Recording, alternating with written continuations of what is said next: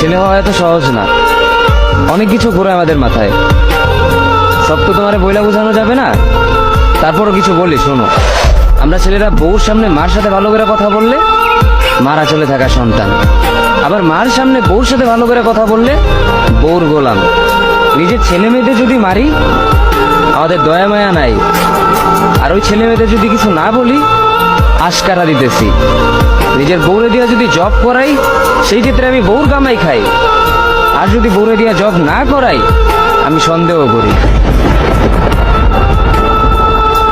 সারাদিন ঘরের বাইরে থাকলে আমরা ভাদাইম্মা, আর যদি ঘরের ভিতরে থাকি তাহলে বেকার, কাজ কাম নাই। আর এই তোমাদের মেয়েদের গায়ে যদি আমরা ভুলেও টাচ করি না আমরা নির্যাতক, আর যদি তোমরা মেয়েরা আমাদের গায়ে হাত তুলো আমরা কাপুরুষ। আর একটা ছেলে কি বা করে পুরো লাইফে নিজের জন্য? মার ওষুধের থেকে শুরু করে বউ বাচ্চার প্রত্যেকটা শখ পালন করার দায়িত্ব একটা পুরুষের। কিন্তু কি লাভ এত কিছু কইরা? দিন শেষে একটা ভুল করলেই সবাই ভুলা যায় যে কে কি করছে তার জন্য।